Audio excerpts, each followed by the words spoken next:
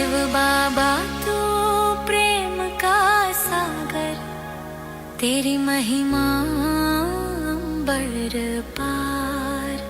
छोटी सी मैं तेरा नाम जपूं, हर सांस में तेरा सहारा। शिव बाबा तू प्रेम का सागर, तेरी महिमा अंबर पार। छोटी सी मैं तेरा नाम जपूं, हर सांस में तेरा सहारा।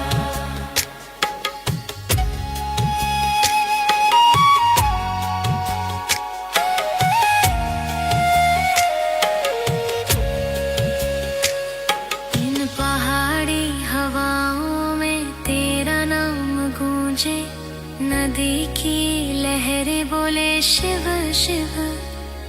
इन पहाड़ी हवाओं में तेरा नाम गूंजे, नदी की लहरें बोले शिव शिव। मिट्टी की खुशबू में तेरा ही रंग, हर कण में तेरा प्रेम जिए। शिव बाबा तू प्रेम का सागर, तेरी महिमा अंबर पार।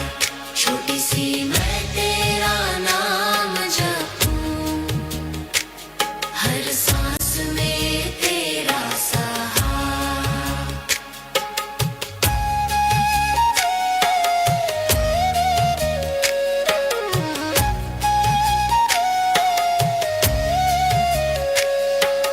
नैनों में आंसू पर मन है शांत, तेरा ही रूप निहारे।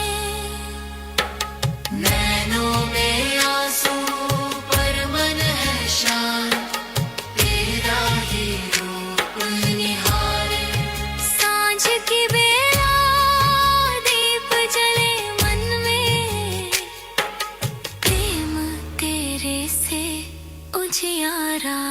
शिव बाबा तू प्रेम का सागर, तेरी महिमा अंबर पार।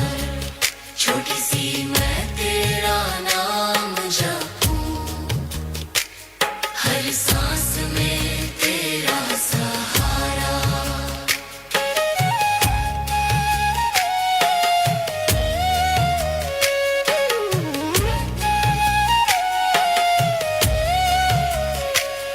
ओ भोले बाबा तू करुणा की धारा, तेरे नाम से मन भीग गया। ओ भोले बाबा तू करुणा की धारा, तेरे नाम से मन भीग गया। जिसे खोजा जग में हर दिशा, वो सुख तो तुझ में ही मिल गया। शिव बाबा तू प्रेम का सागर, तेरी महिमा अंबर पार। छोटी सी मैं तेरा नाम जपूं, हर सांस में तेरा सहारा।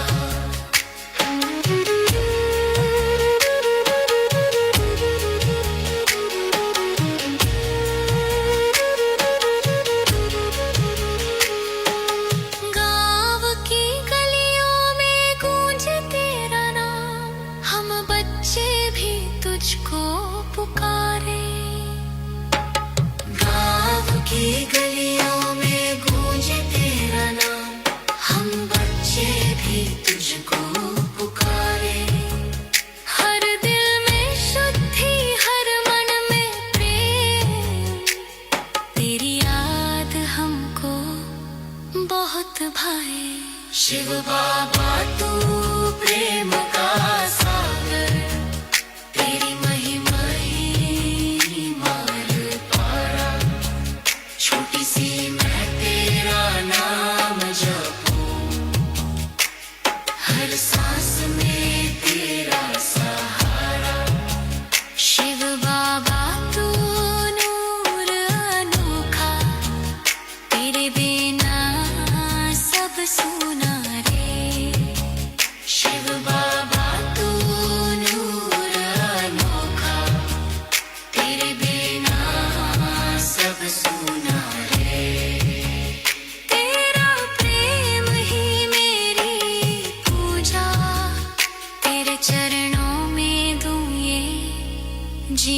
पहनवार रे। शिव बाबा तू प्रेम का सागर, तेरी महिमा अंबर पार।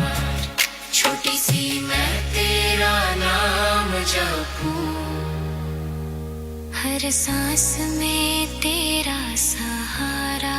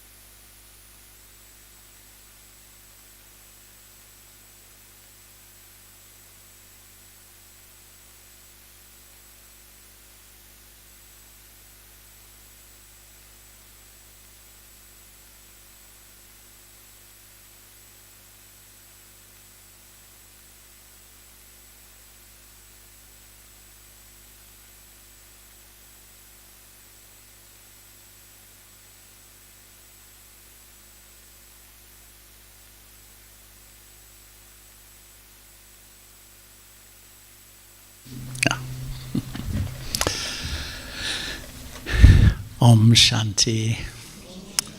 Good morning. How is everyone today? I hope you had a good sleep last night. That's good. Pardon? I was pretty good till about 2 o'clock. So I'm still traveling from Australia. Anyway, just sitting in meditation, then I was thinking, how special is this gathering? Really, how unique is this gathering? Why is this gathering so incredibly special? Because each one sitting in this room lived together 5,000 years ago in the Golden Age. It's amazing, really, isn't it? And we lived like one huge family. Lakshmi and Narayana are like the parents of everybody. We're just like a huge family. And the whole world is ours. The whole world is our playground.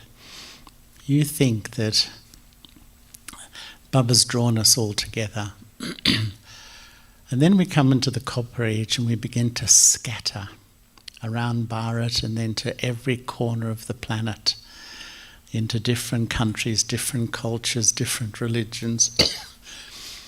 And then the most amazing story really is at the end of the cycle, now in the Confluence Age. Baba goes all round and finds us all and brings us together for the greatest task in history, to change ourselves, to change this world, and we're a part of it. Don't you think that's incredible? Do you feel that? Because sometimes I think we have to remind ourselves, because you can get in the grind of Brahman life, where you're just sustained by faith. And one of the things in the early days that Baba used to ask when we used to meet Baba, we'd sit in front of Baba and Baba would always meet through the eyes. And many times Baba would say, "Did you find Baba or did Baba find you?" Who feels Baba found them? Oh, wow. That was a silly question, wasn't it? You know, there's one brother from Bangalore who I heard him tell his experience. That he said he was so fed up with life. He was angry, depressed. And he said, God, if you exist, come and introduce yourself to me. I've had enough, you know. And he said one day he was standing outside his house and a little plane went over. Put, put, put, a little sort of tiny plane. And and then they dropped leaflets from the plane. He said he was standing there watching this leaflet went and came literally on his toes. And he lifted up and said, I am Shiva, I am your father, you are my child. And he said literally, Baba came to find him. It's such an amazing story, really, that and that's why this is such an incredibly valuable gathering. And it becomes powerful when we all really value each other. And today, what will Baba talk about? Why is Baba such a great teacher? Because he takes us into the depth and he's teaching us the first lesson again today. Isn't it wonderful? How many times have we heard it? But sometimes I think the education we've all had out there, like all of us are incredibly educated. We know so much information about many things. But spiritual education is taking one idea, who am I? And going deeper, deeper, deeper. It's a lifetime research to unpack the most fundamental truth of life, that I'm an eternal soul.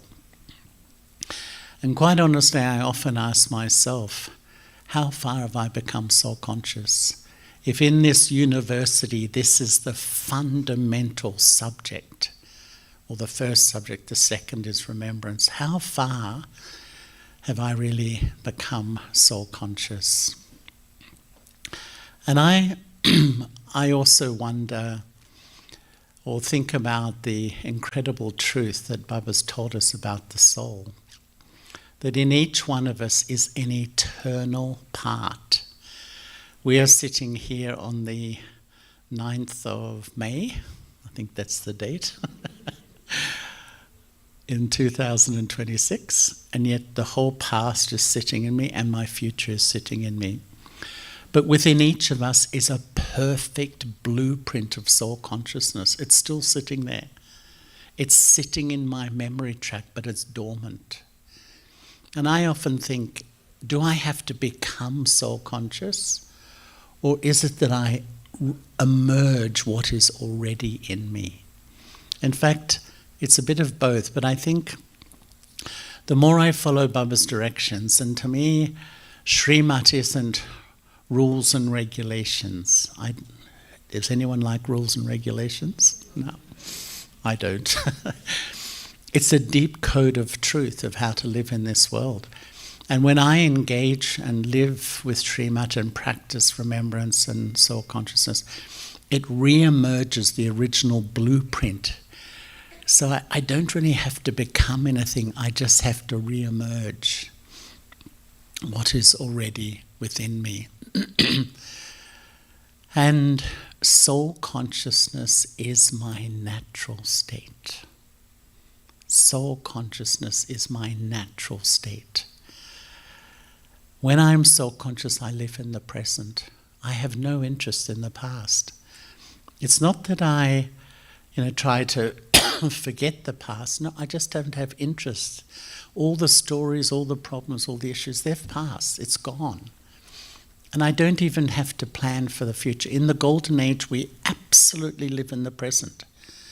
That's all that matters. And this is why there's no history of the golden age, because the deities had no ego. Why did they write down, oh, I did this, I achieved this? They're just living for now. That's what they're doing. So we just live in the present. And I have minimal thinking and maximum feeling. You know, the more we're body conscious, the mind is just in this incessant thing, but I just have a few thoughts, and those thoughts just create this incredible fragrance in my mind. When I'm naturally soul conscious, I don't need anything. I feel full, you know, Baba's love, it makes me feel full. And this beautiful law of life, whatever I need comes to me.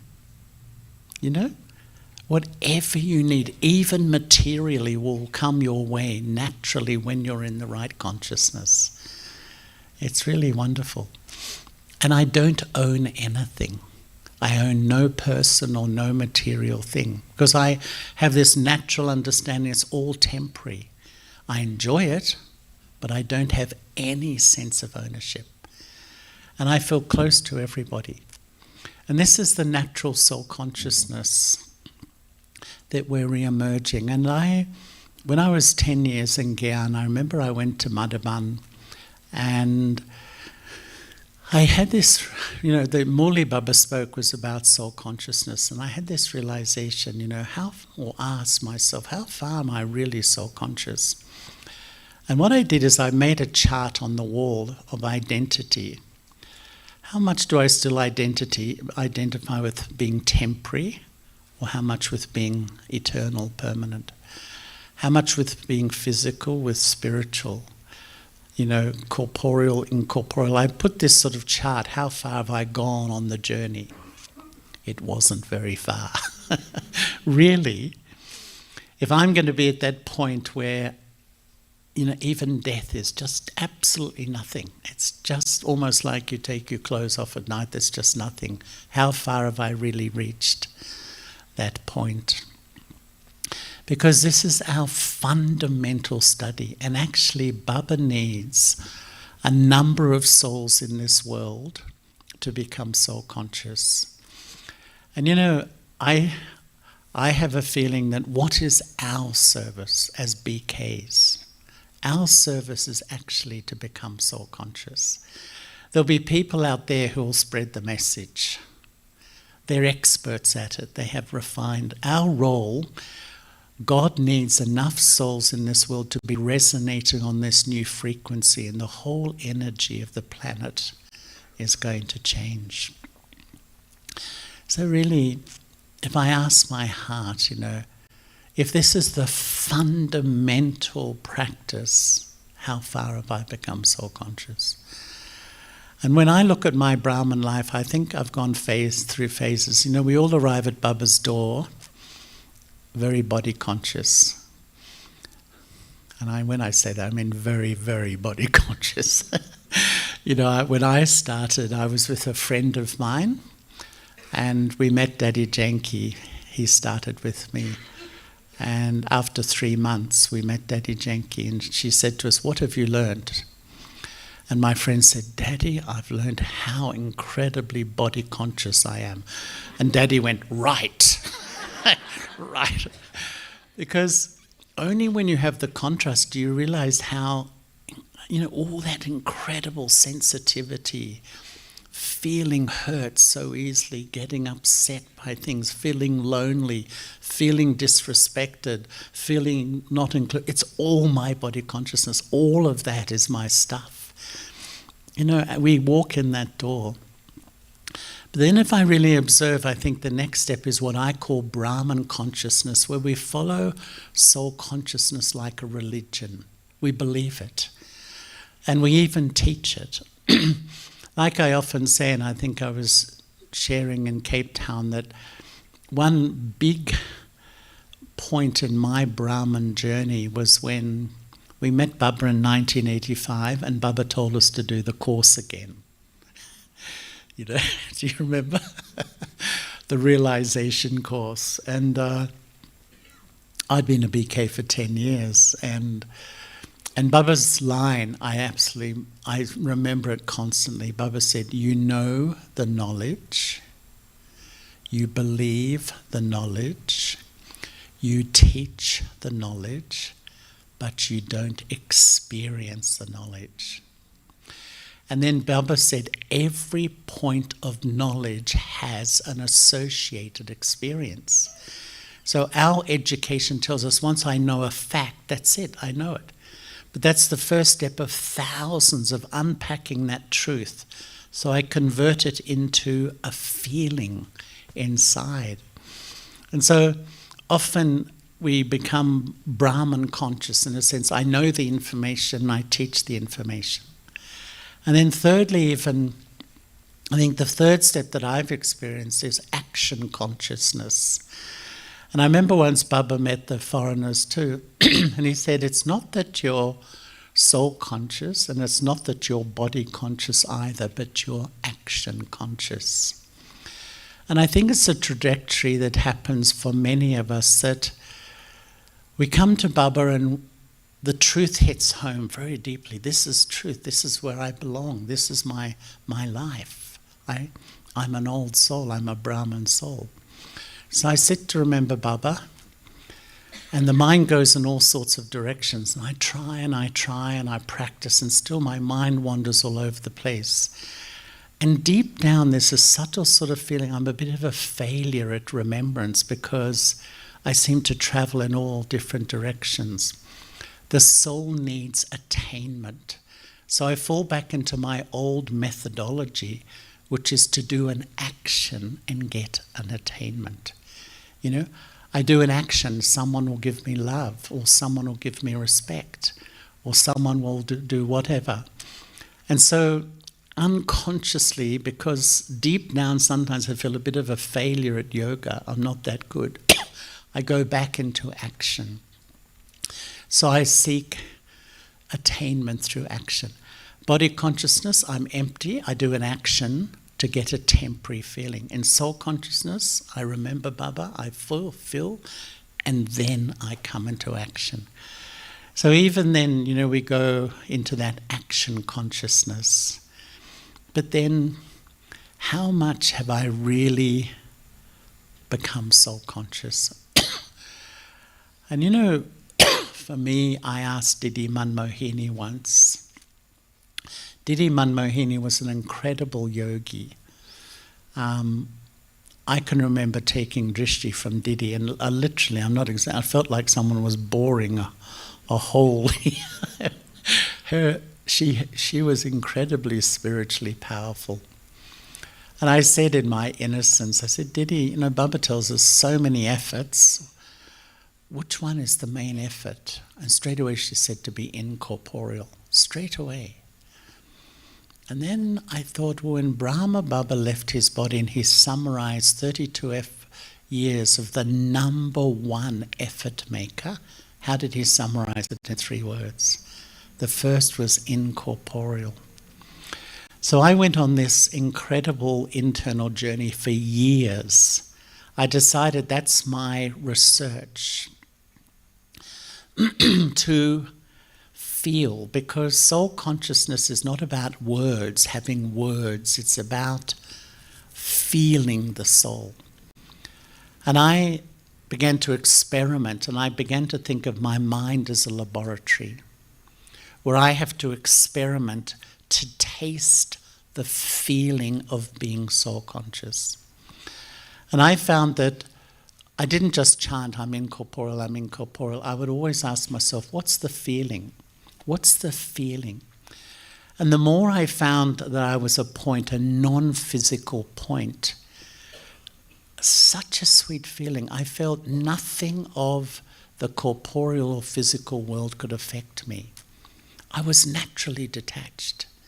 You know how often we feel, oh, this is affecting me, that's affecting me. So we chant the mantra, I must be detached, I must be detached. But still your heart's beating, you know, you're not detached at all. But I found I was living in this world, but actually uninfluenced by this world.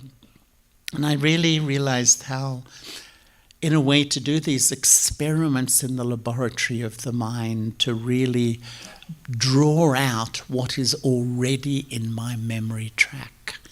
The more I practice these things, it starts to return. And I feel practice that one thing and automatically I become more tolerant. automatically more detached, automatically have goodwill for others. You know, naturally all the things that the soul requires start to emerge. And this morning, Baba is really taking us into, soul consciousness as he does in such a sweet way.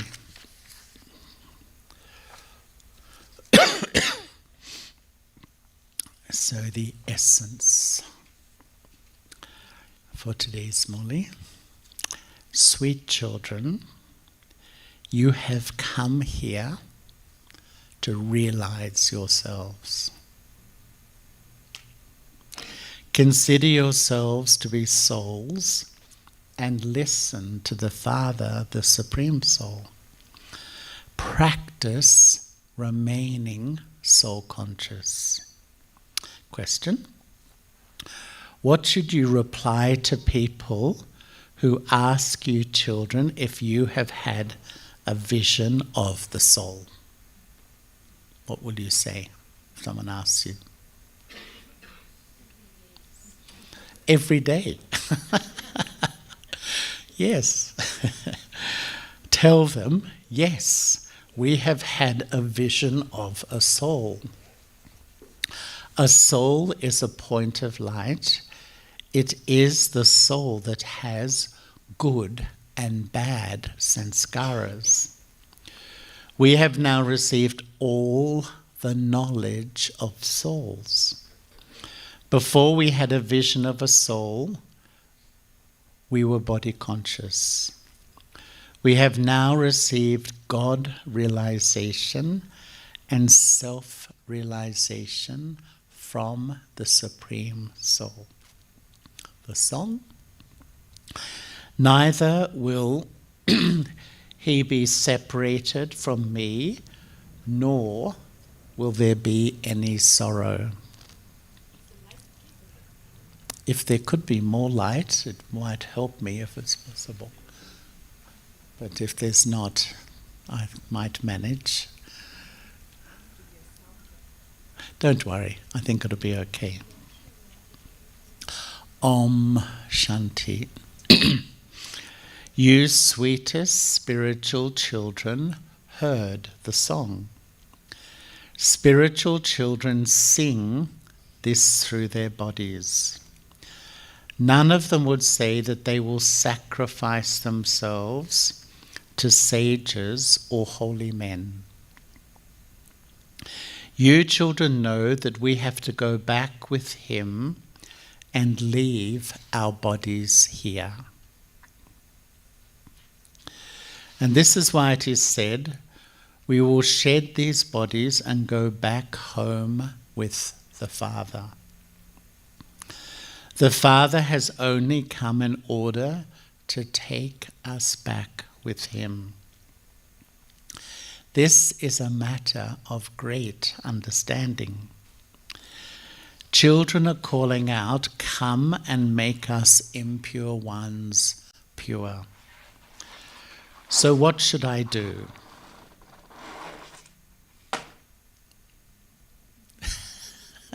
Seems to be another show happening here, doesn't it?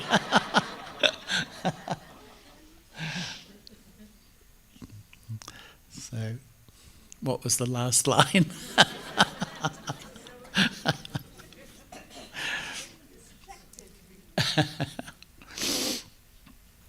So Baba says, what should I do? This is so sweet. I will not leave you behind here. This whole world is impure, and the Father has come to take you from this impure world to that pure world. He will take us souls back with him. You know that this whole world is vicious. If you called someone vicious and impure, he would get upset. You have to explain to people very tactfully. Praise the One Father. You children have now received the knowledge. You have to talk very sensibly. When you see that someone is asking too many questions, what should we do? Give them drishti, then they'll ask you, what are you doing? They'll question you. What should we do when they ask too many? Explain later. Just say that you are still weak.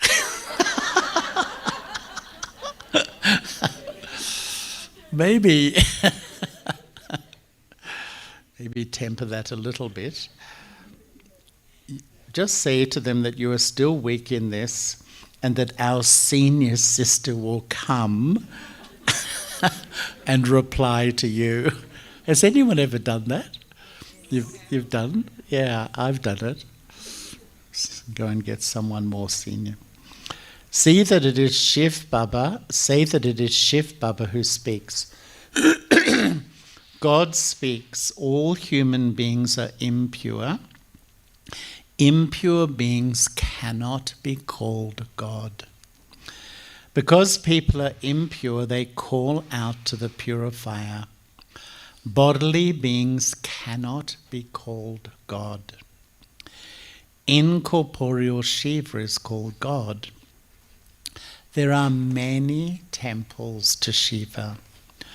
Only when they understand this aspect will they then be able to remain here. First of all, tell them God, Shiva, speaks. Shiv Baba says, constantly remember me alone. He doesn't have a body of his own. Even Brahma, Vishnu and Shankar have their own subtle bodies and they are visible. That one is not visible. He is called the Supreme Father, the Supreme Soul. You also say, I, a soul, shed my body and take another. You have had a vision of yourself, the soul. On the path of devotion, people do intense devotion in order to have a vision. Some of the efforts the devotees make is amazing, isn't it, really? However, those who do devotion have never had a vision of God. They don't know what He is at all.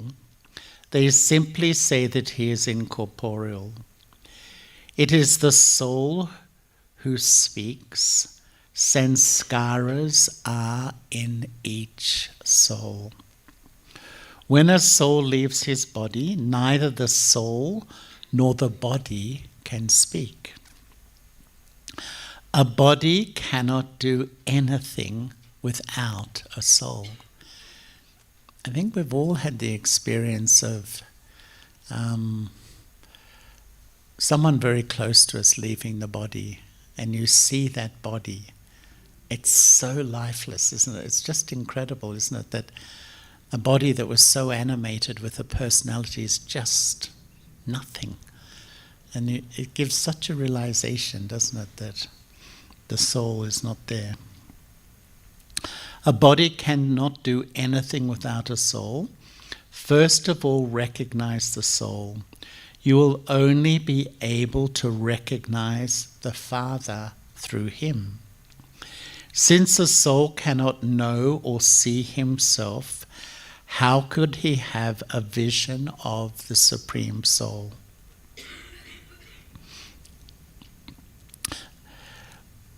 Although they speak of a wonderful star sparkling in the center of the forehead, no one knows that a part of 84 births is recorded in the soul.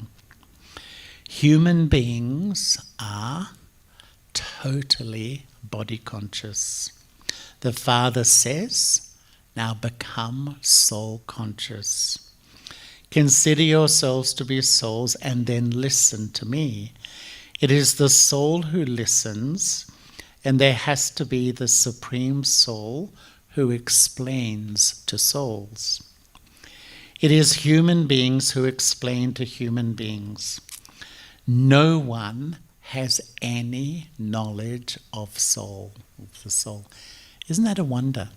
Something like 70-80% of people believe there's something more than a body, and yet no one has that accurate knowledge.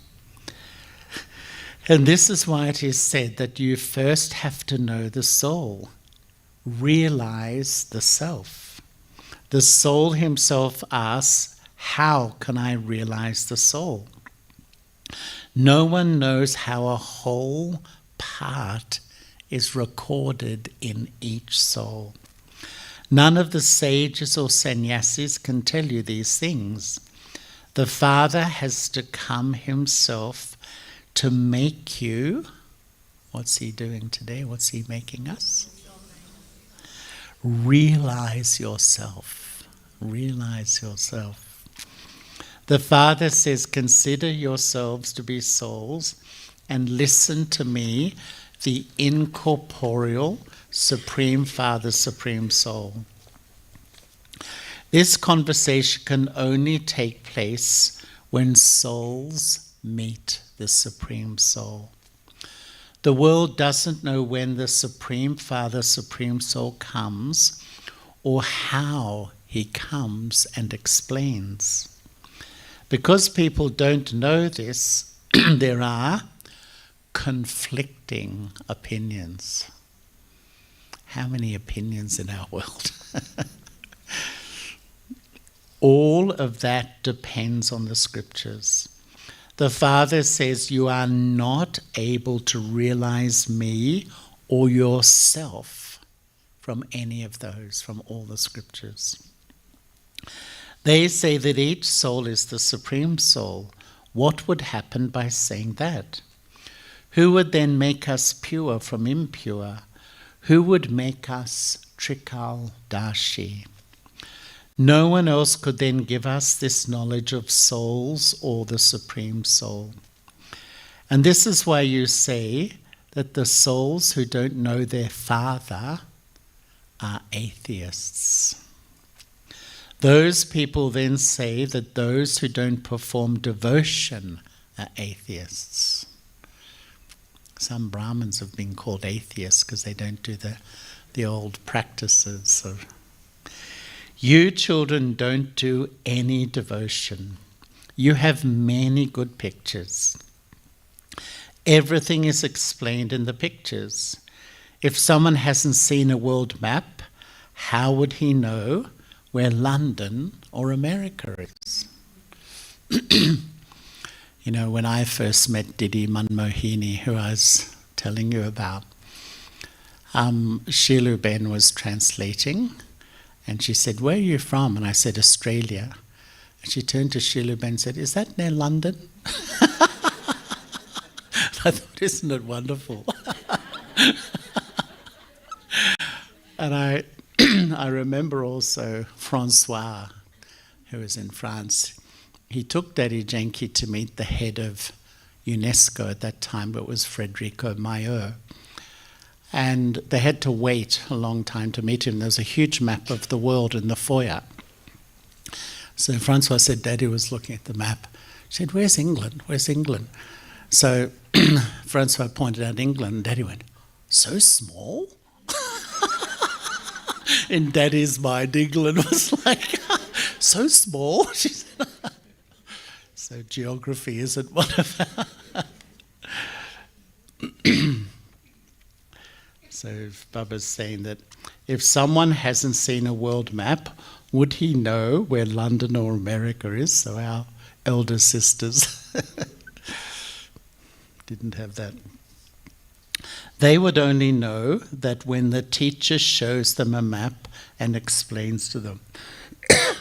This is why you have had the pictures made. However, no one is able to understand the detail. Where did you have... Sorry, I'll repeat this. Where did those of the Sun dynasty claim their kingdom from? How did the Moon dynasty claim their kingdom? Did they battle with those of the Sun dynasty? You understand that everyone receives their inheritance from the one Father. Those of the Sun and Moon dynasties are the masters of the world. There are no other religions for there to be any question of a battle with anyone. You now understand that you are becoming the masters of the world. It isn't that there was a battle and that the Moon dynasty defeated the Sun dynasty. Doesn't sound right, does it? They are both separate dynasties. You now have all the knowledge of the pictures in your intellects. When students study at school, all the knowledge is in their intellects. Little children are shown pictures in books, such as, "This is an elephant." It's one of Baba's favourite examples. And that this is so-and-so. You now know this drama. You have the whole cycle in your intellects. All of these things are new, and only those who belong to the Brahman clan will understand these things. Others will just sit and debate uselessly. It isn't that everything will be explained to everyone at the same time. No, you have to explain to each one individually. I remember the Daddy Janki saying to all the RCs once, she said, "Do any of you give the course anymore?" And then she was saying, we give the course in groups. And really, when you think about it, in the early days we often did one-on-one, and so many people came into Gyan when it was one-on-one. No, you have to explain to each one individually. It is a rule that they first have to understand the Father and souls before they sit in class. Otherwise, they won't be able to understand anything. They will just continue to have doubts. You have to explain that there is only the one God and that He is the highest on high. Even deities cannot be called God. You have now received the knowledge of souls. It is souls who experience the fruit of action. Sanskaras are in each soul. The soul listens through these organs. Bhagwan, God the Father, is only one, and you receive the inheritance from Him. Baba has said, have the faith that each of you is a soul, and that you have to connect your intellect in yoga to the Father. You have been doing devotion for birth after birth. The worshippers of Hanuman will continue to remember Hanuman, and the worshippers of Sri Krishna will continue to remember Sri Krishna. It is now explained to you that you are souls, and that the Supreme Soul is your Supreme Father. It is only by remembering Him that you will receive the inheritance from the Father, who is the Creator of heaven. We will definitely be in heaven. Bharat used to be heaven. Heaven doesn't exist now, so there is no kingdom of heaven. In hell, it is the kingdom of Ravan. You don't know anything about how you ruled your kingdom or how you then came down. You now know that you definitely have to come down while taking rebirth. The Father says, now remember me and you will become pure and receive your inheritance of heaven. When we belong to the Father, we receive the Father's inheritance.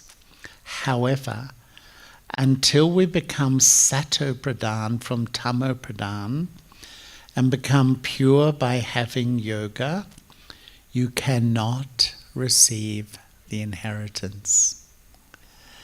The Father says, by remembering me, your sins will be absolved and you will become conquerors of sinful actions. This is a guarantee. This explanation has to be given. Some will understand, whereas others who are hot-headed. Who's given a course to a hot-headed person? I once gave a course to a group of people, and one person, just anything I said, he would, but what about this and what about that? And all the rest of the class told him, if you're not enjoying it, please leave. I didn't say anything, but they all told. So he became quiet. So Baba said, whereas others who are hot-headed will begin to shout out loudly, there will be someone or other who will create obstacles. If anyone creates upheaval, tell him. What do we say? Pardon? If someone creates upheaval, what do we do? It says, come by yourself to understand this. And actually, it's just the nature of life today. If someone's got some deep hurt and pain inside, and if they can speak it out, often, I've found some of the people who, in the Course, the most difficult, become Baba's children. Because they're understanding the ideas, and the ideas clash with what they've experienced. Some people just say, oh, it's all good, and you never see them again. But I've often thought, I've heard so many people finish the Course, say, this is my truth, this is where I belong, and you never see them again. Have you noticed that? It's just incredible, because they go home, and just the atmosphere or opinions of the family, so each one's part is so unique, isn't it? It's amazing. So tell them, so this is in a way compassion for that soul. Come by yourself and understand this. It is a rule here that you have to stay in a furnace, a bhatti, for 7 days in order to understand all of these things.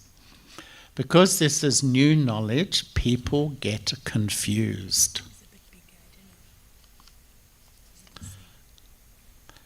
It's the same. Thank you anyway.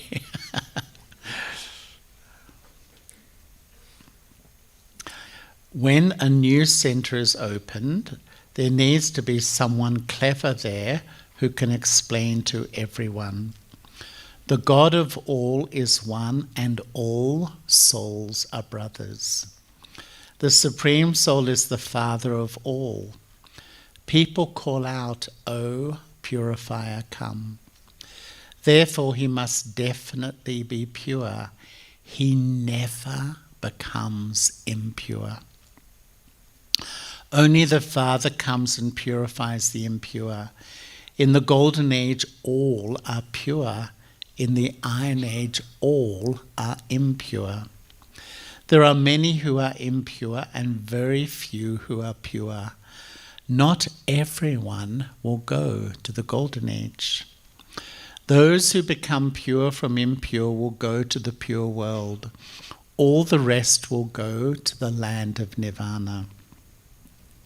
You also know that not everyone in the world will come here to take directions. It would be difficult for you to give directions to the whole world. It is now the time. Which time are we living in? What's the time? Time of transformation, time to go home. It is now the time of settlement for everyone. We have to be so deep in understanding this. It helps you, it gives context to what's happening in every sphere of life, in everyone's life. Everything has to be destroyed. A very good method to explain all of this is needed so that people will sit and listen to it peacefully without making a disturbance. First of all, give the Father's introduction. Shiv Baba alone is the purifier. Only he can explain to us. This expression of the Gita is very well known. The purifier Father says, remember me and your sins will be absolved. These words are only connected with the Gita. Shiv Baba said, remember me. I am the Almighty Authority, the Purifier. I am the bestower of the knowledge of the Gita and the ocean of knowledge. These words are from the Gita.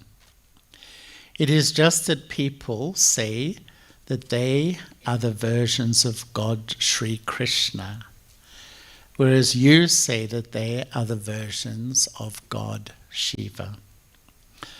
God is incorporeal. He never takes rebirth. He takes a divine and unique birth. He himself explains, I enter an ordinary old body, which is called the lucky chariot. He creates creation through Brahma. This is why a human being is named Brahma. From being corporeal Brahma, he becomes a pure, subtle angel. So when this Murli was spoken, Brahma Baba was still corporeal, listening to Shiv Baba speaking through his mouth, saying he was going to become that pure angel. The Father comes to purify the impure. Therefore, he would definitely come into the impure world and enter an impure body. This is a detailed explanation. First of all, explain that God says, remember me as you did in the previous cycle, and your sins will be absolved. Become pure from impure. They even sing, O purifier, come. The Ganges exists all the time. Since you call out, he must definitely come from somewhere.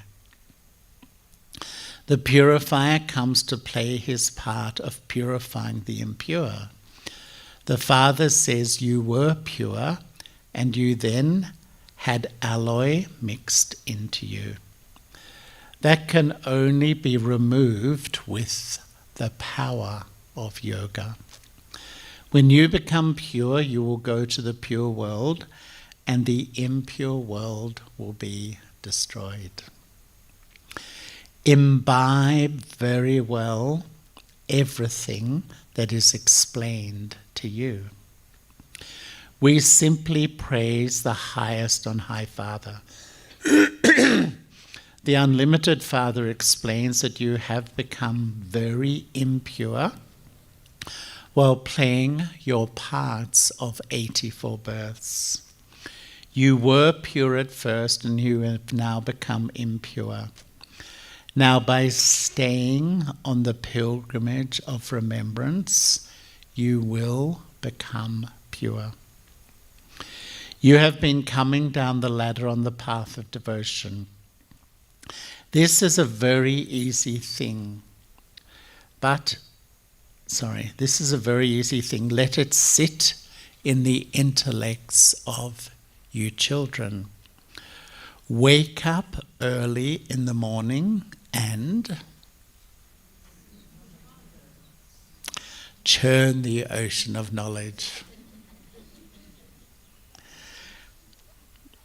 And then explain to anyone who comes to you. Note down the main points of the Murli and then repeat them to yourself so that they become firm in your hearts. The first and foremost thing is to remember the Father. The Father says, Man Manapav, remember me and your sins will be absolved. Whether you do this or not, it's up to you. It's really up to us, isn't it? Baba teaches and then becomes the observer. You have received the Father's order. If you want to go to that pure world, your intellect's yoga should not be diverted to this impure world. Don't indulge in vice. You continue to receive many explanations. Acha. To you, sweetest, beloved, long lost and now found children, love, remembrance, and good morning from the mother, the father, Bapdada. The spiritual father says namaste to the spiritual children. And the spiritual children say namaste to the spiritual father. The essence. Wake up early in the morning and churn the ocean of knowledge. Note down and repeat to yourself whatever the Father tells you, and then tell that to others. First of all, give everyone the Father's introduction. 2. In order to go to the pure world, remove your intellect's yoga from this impure world. And the blessing.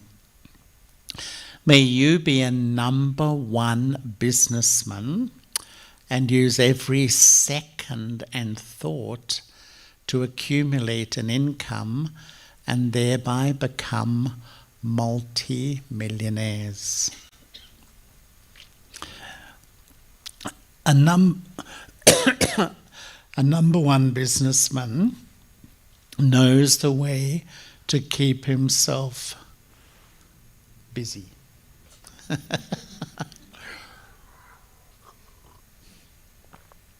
I'll repeat that.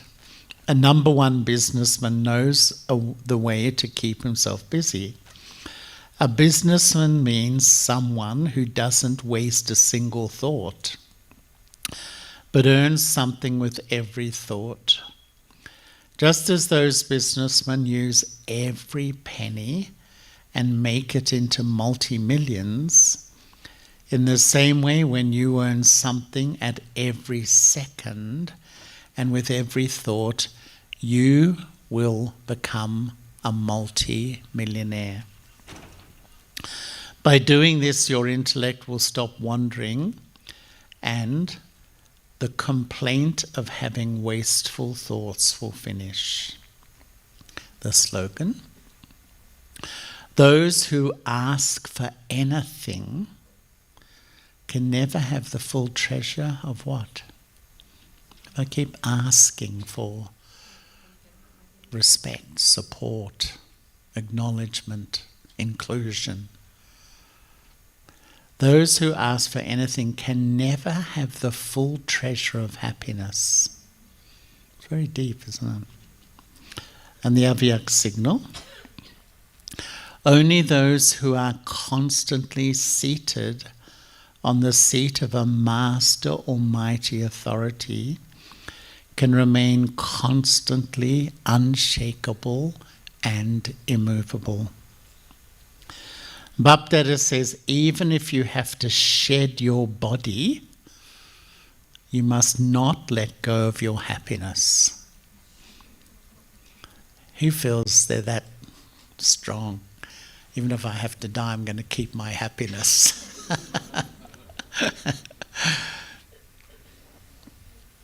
It's wonderful, isn't it? Money is nothing compared to that. For those who have the treasure of happiness, nothing is difficult. And because Bapdada is always with you, constantly cooperative, serviceable children, there is nothing to be afraid about. Om Shanti, Om Shanti, Om Shanti. Good morning, good morning, good morning. So, nothing to be afraid about. And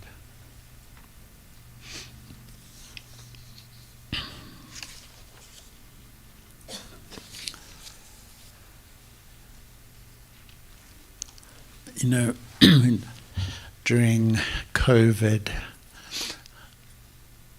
I felt there was an amazing opportunity really to become more of a yogi, so to speak. Because all of us live such busy lives, we're so action orientated. And I really began to think, as Baba said today, the first and foremost thing is remembrance. And sometimes when I sit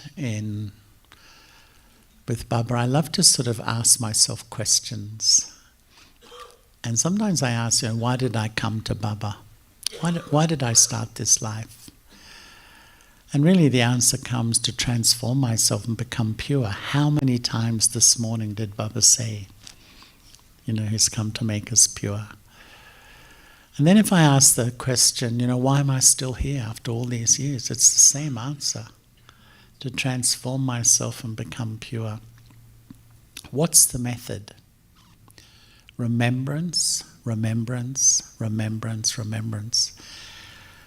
And I often have the thought, the soul, the one soul in eternity that always retains truth. Baba is never, ever influenced. He has perfect truth sitting inside of him. What's his main advice to me every single day?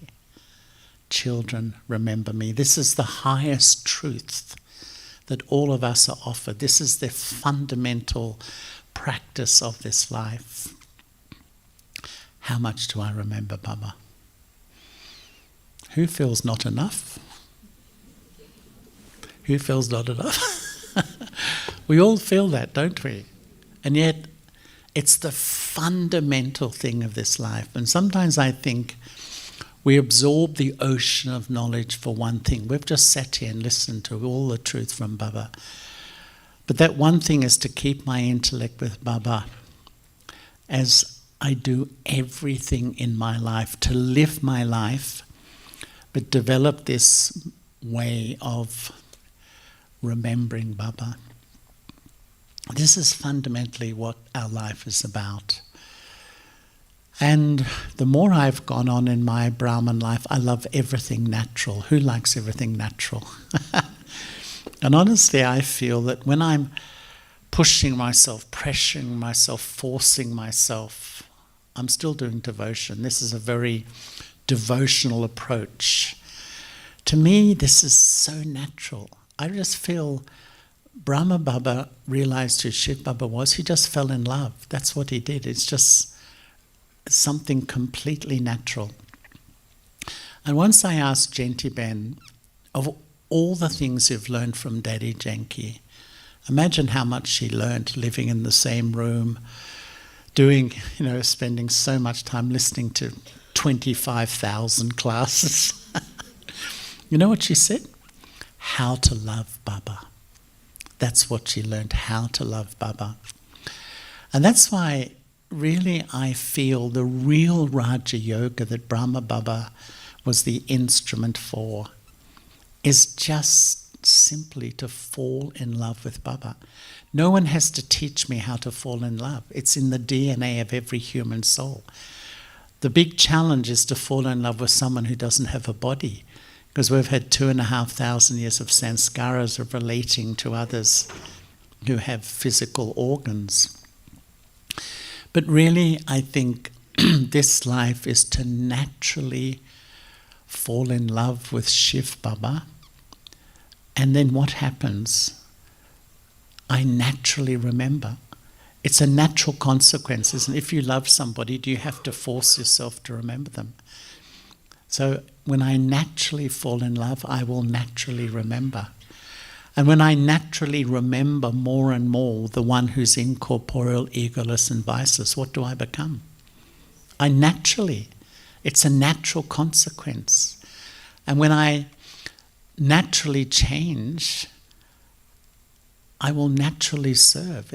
As Baba's been saying over the recent months, just who you are is service. Your face, your vibrations, your drishti will automatically change the atmosphere. And I feel that really, we can make our Brahma life very religious and very devotional, but it's a natural life. And the heart of it is, I'm just in love with God. And then everything begins to flow naturally out of that sequence.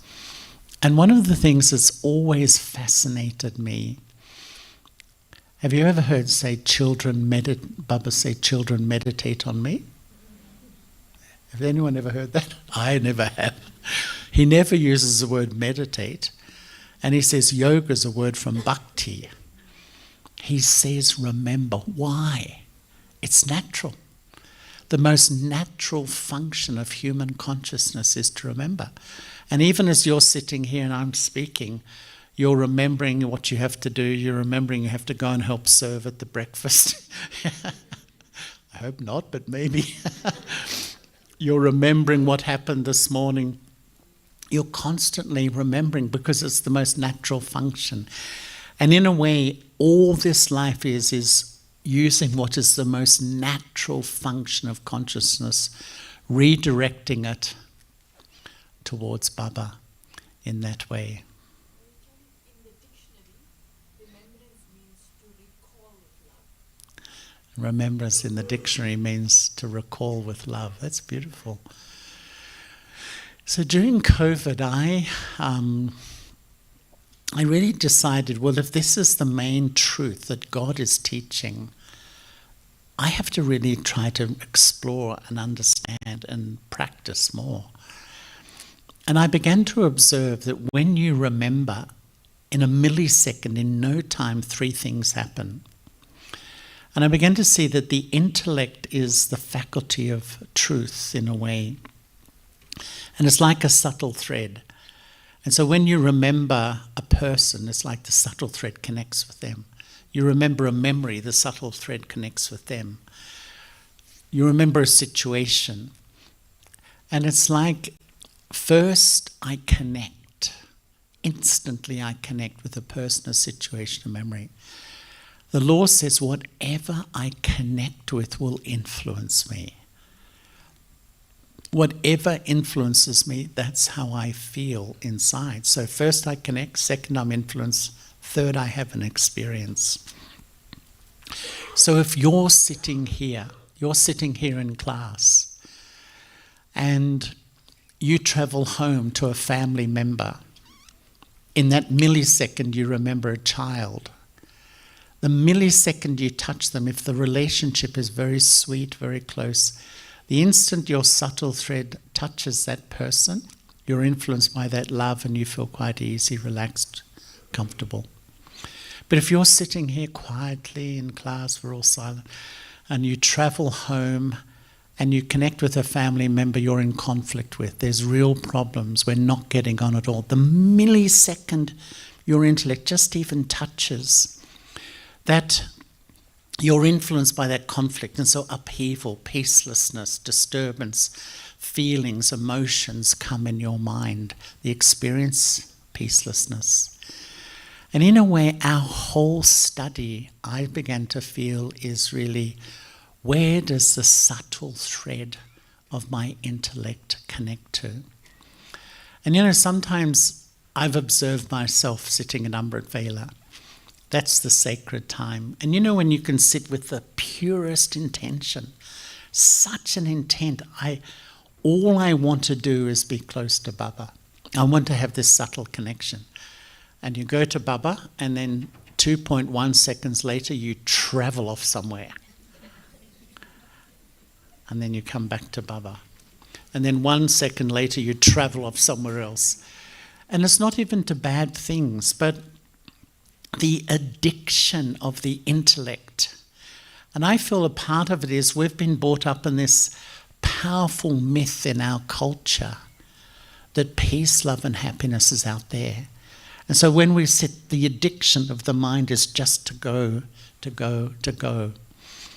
It's such a powerful thing. And the subtle thread of the intellect, to me, is such an amazing thing, because it's like we plug into a situation, we plug into a memory, we plug into a person, sometimes 2 or 3 things at the same time. And it's like I put myself under the influence of those things. When I remember Baba, when I, the soul, remember Shiv Baba in his form accurately, it's like I connect with Baba and I live stream Baba's vibrations into the sacred space of my mind. It's like I pull Baba's energy and I feel that here. That vibration sustains me, it sustains the atmosphere around me, and even sustains the people I love or the people who are close to me, when I really hold that vibration.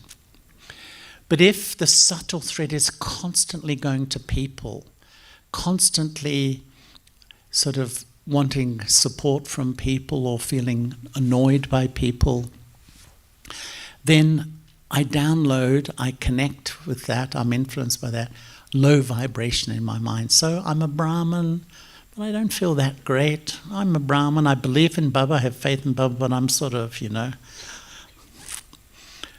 don't know how to express that really. But you know what I'm saying. Or if I keep remembering my past, I'm having yoga, or this happened, I'm like, this is lowest vibration. Really, whatever this subtle thread connects with is really what I will download, live stream those vibrations back into my mind. That is how I will feel. And really, to me, the 3 laws of remembrance. The first law says, pay attention to what I remember. Pay attention to what I connect with. To me, this is effort. Real effort is watching where this subtle thread goes. In a millisecond, it'll travel back home into Johannesburg, or go to a child living on the other side of the world. Instantly it will go. And, to me, effort is paying attention. And my sense is that Brahma Baba paid such attention, and as soon as the subtle thread went in a direction he didn't want to, he would bring it back. He would bring it back.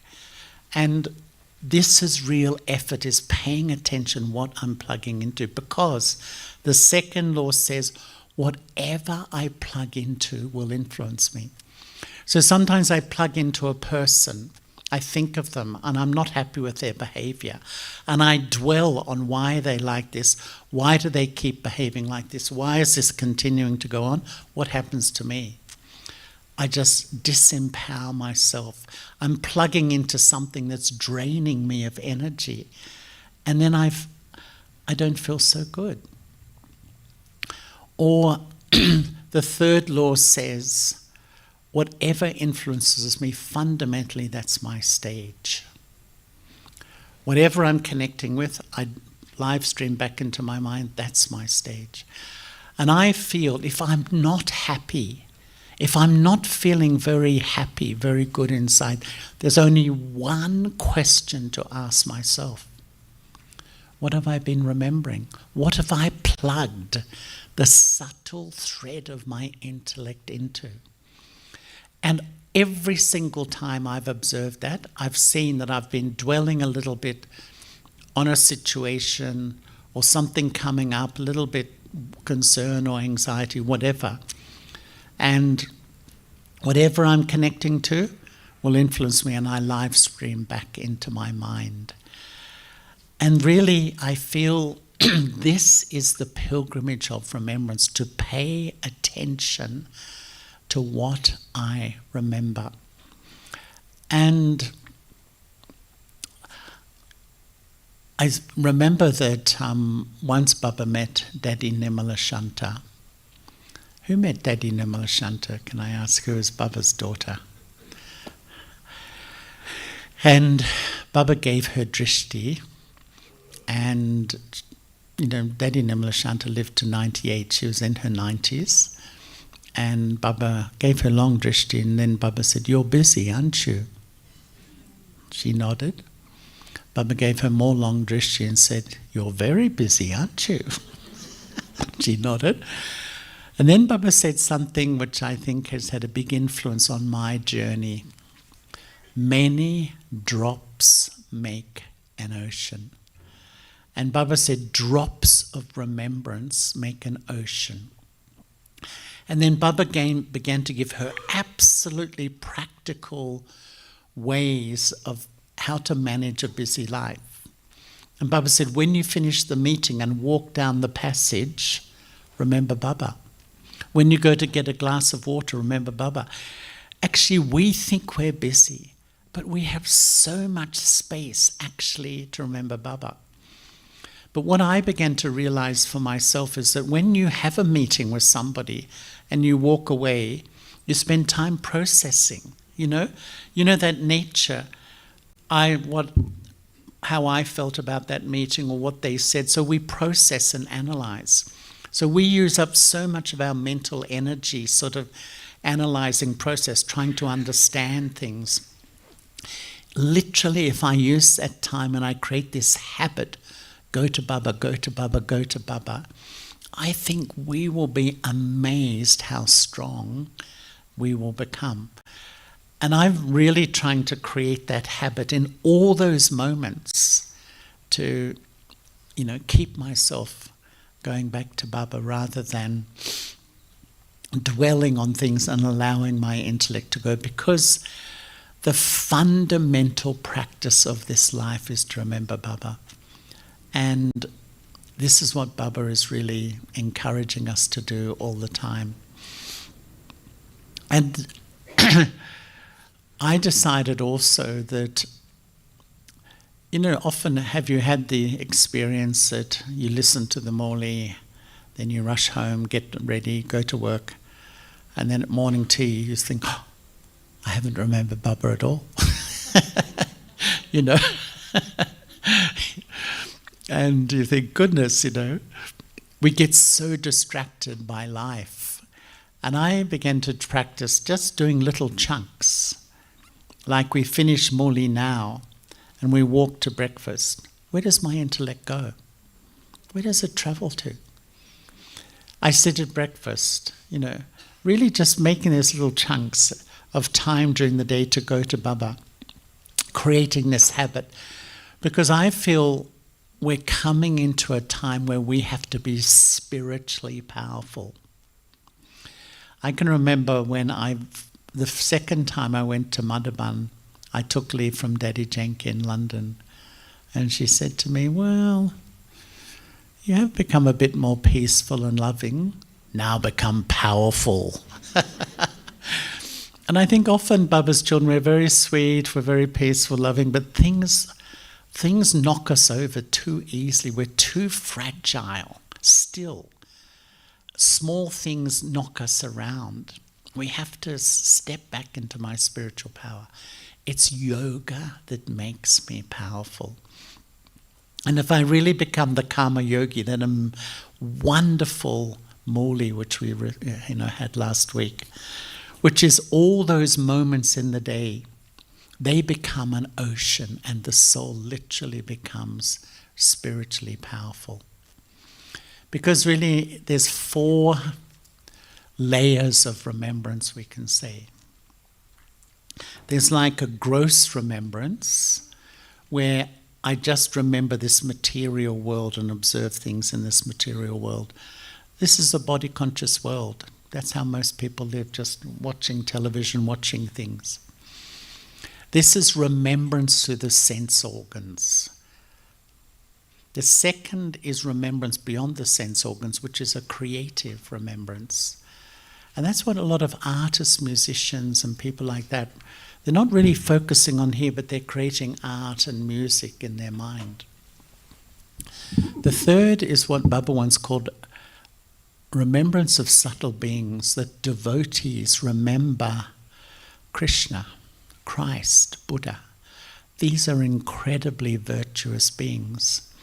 And when they remember them, they get something. But they are still remembering a human form. They're still meditating on a body, so they remain body conscious. Supreme remembrance is where I connect the subtle thread of my intellect to the form, the eternal form of God as light. And I keep that practice throughout the day. I'm on this pilgrimage. I love that word. My whole life, the ultimate essence of my life is just to be constantly on this pilgrimage. I fulfill my responsibility to my family. I play my part at work. I do everything. But internally, I'm just on this pilgrimage. And I'm observing constantly, where does the subtle thread go to? Because my experience is when I remember Baba, I literally it's like you live stream Baba's vibrations into yourself. And you feel that sweet light, beautiful feeling of just being completely light, no worry, no burden, and so still and comfortable. It's like you're in the right place inside. And automatically, without even consciously wanting it, your vibrations do service. Your mind will be serving the world, which is really like Mansa Seva in that sense. I'd feel this is just such a natural life. It's just living my life, but the subtle thread is connected to Baba. And this is really our life, isn't it? To be on the pilgrimage of remembrance. So, Om Shanti.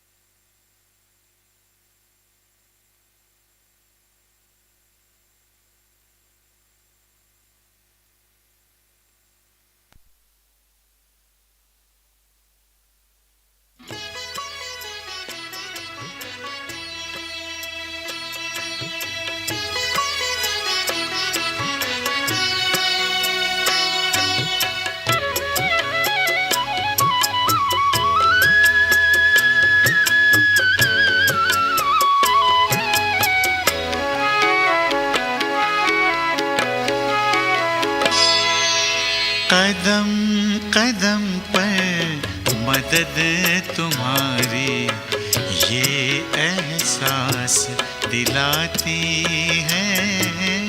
Kadam